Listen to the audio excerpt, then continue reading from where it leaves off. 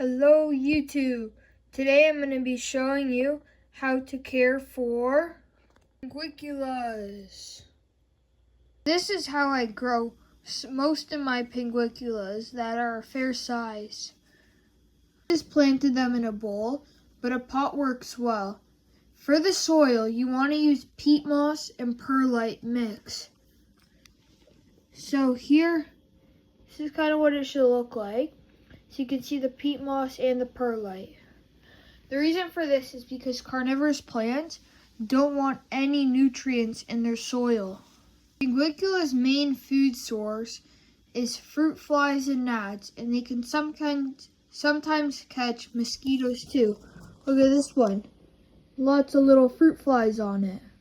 There are many different varieties of pinguiculas. Always make sure what kind you're getting to see if they need any special requirements to grow them.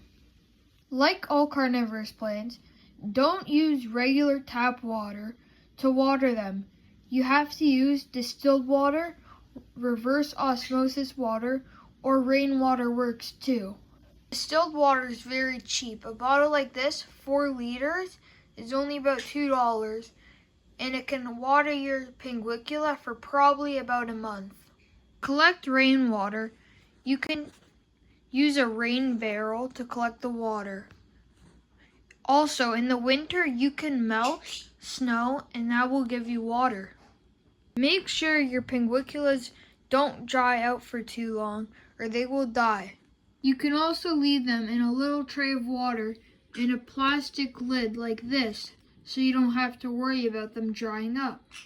Pinguiculas and all carnivorous plants need lots of light.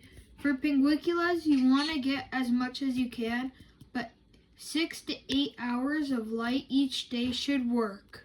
Pinguiculas also have very small roots, so you don't have to be worried about repotting them. Like, look how big these guys are, and they have so little soil you can't even see it. So for a quick wrap up, the first thing that you want to do, water them with distilled water, rainwater, or reverse osmosis water. Make sure you are using a carnivorous plant soil.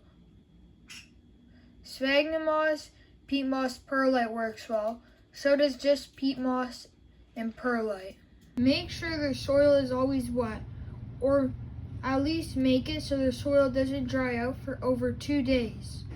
The main source of food they catch are fruit flies and other small flying insects. They're probably the easiest carnivorous plant to grow and perfect for beginners. A pinguicula can cost you between $20 and $50 depending on the species.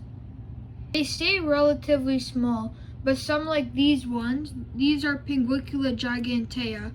At fully grown, they can get probably about the size of this bowl. But some can only get this big, like this one. This one is only slightly bigger than a quarter. That's all for this video.